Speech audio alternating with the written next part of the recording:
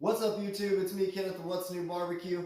Thanks for stopping by, guys. And with today's video, we're going to be making something that can be used throughout the week. With the craziness going on in the world today, you have to wait in line, and you're lucky to see what you can actually get your hands on meat-wise that you can cook at home for the weeknights and throughout the week, like I said. So what we're going to do is we're going to be making a whole chicken on the Weber Kettle. Real simple. We're going to make this just dry rub seasoning.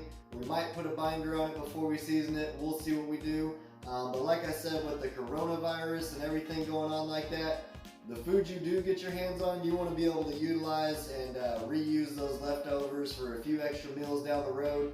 And that's exactly what we're going to do at this household with this whole chicken after we cook it up. So if this is your first time here, or if you haven't already, go ahead and hit that subscription button and that bell so you can keep track of this barbecue journey. I'm excited to get this chicken onto the Weber Kettle, so without holding y'all up too long, let's get right to it.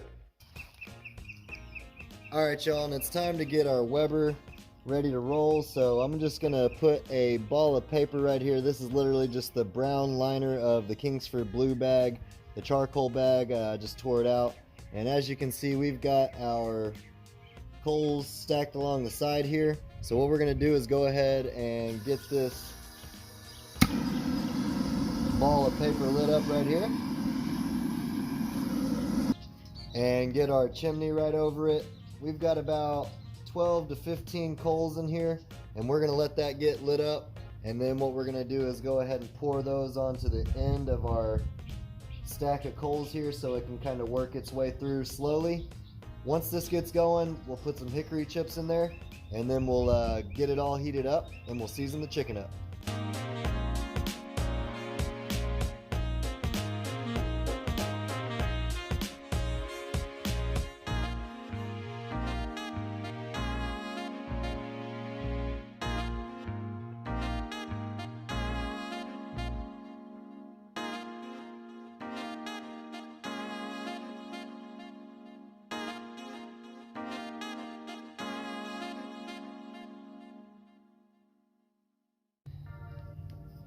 Alright y'all, and here we have our chicken out of the package, looking nice and ready to get smoked on the Weber. And we're going to do simple stuff today. Like I said, we're going to start off with a little base coat of some salt, pepper, garlic from SuckleBusters. Their information will be down below in the description box. This is just going to help all those flavors pop a little bit. So let's go ahead and get a little coating of some salt, pepper, garlic on there. Just a little bit, just like that. Now I'm going to show you seasoning up this side, and then I'll let it set in for a second, and then I'll get the other side seasoned up. Just like that, not a ton. And then we're going to follow it up with our main flavor we're going with, and that's Uncle Steve's Shake, the Gator Shake. This is some good stuff, guys. Also, the information will be down below in the description box. And let's go on with a layer of that. This is going to help with awesome color, guys. The Weber Kettle's getting heated up right now. We want to be at about 300 to 325 degrees for this cook, so we can get a nice skin on our bird here. Look at that. Just like that, guys. Make sure you get all sides. And I'm going to touch up while we're waiting for that Weber to heat up. But I'm going to go ahead and finish this up, this side at least. And then I'll get the other side seasoned up. And next time I see y'all, we'll have this bird on the kettle and we'll get to cooking.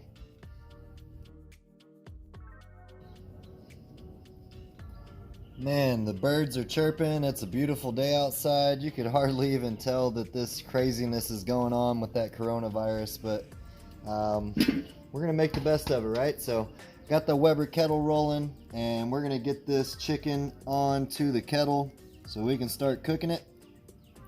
Looks awesome already.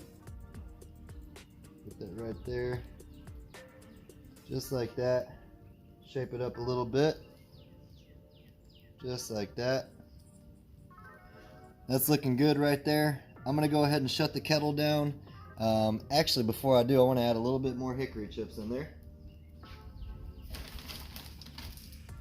just to be sure we get plenty of flavor on this bird. There we go, just like that. Let's go ahead and shut this kettle down.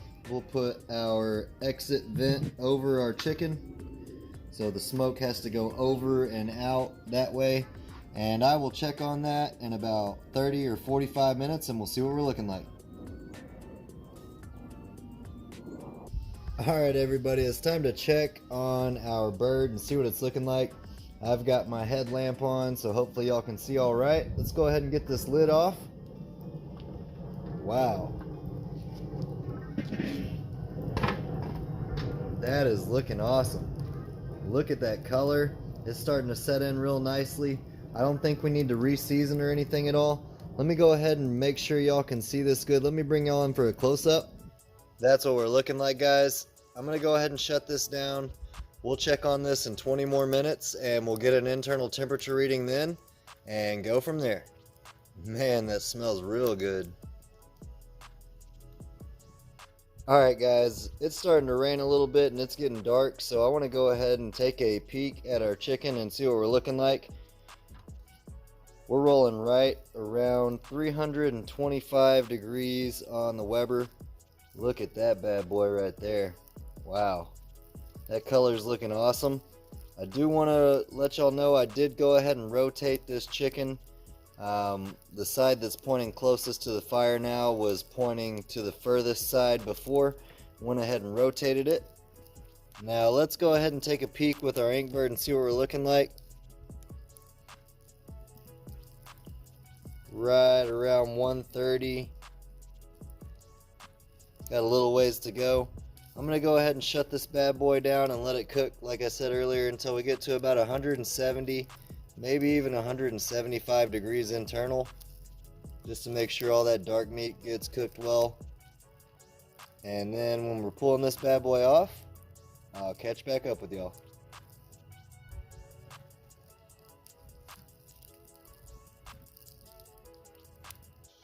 Alright guys, it's been about 20 or 30 minutes longer and we just checked the internal temperature. Look at that skin color. Man, nice and crispy. Still juicy. We just checked the temperature on that and we're right around 175 degrees internal, which is perfect for what we're looking for. I'm going to go ahead and let this rest for 20 minutes or so and then we'll give it a taste.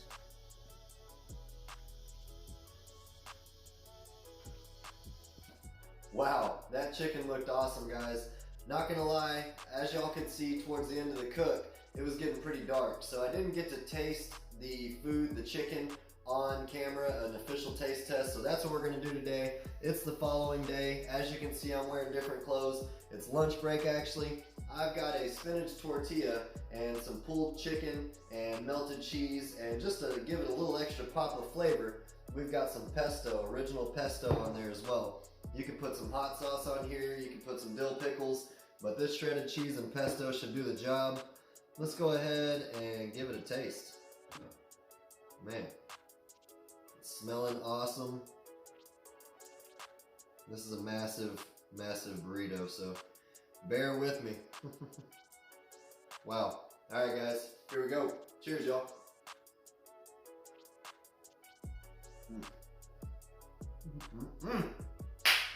Wow. Wow.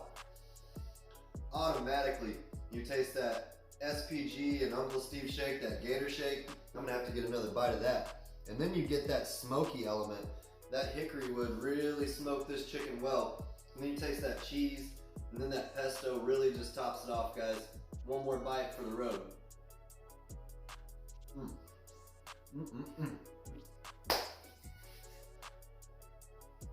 That's money. If you haven't done this yet with some chicken, I highly suggest you do. Grab a whole chicken, throw it on the Weber Kettle, smoke it, and make something creative with it, guys. I appreciate y'all for being here, and until next time, guys, y'all keep on barbecuing. I'm about to eat this wrap. Cheers, y'all.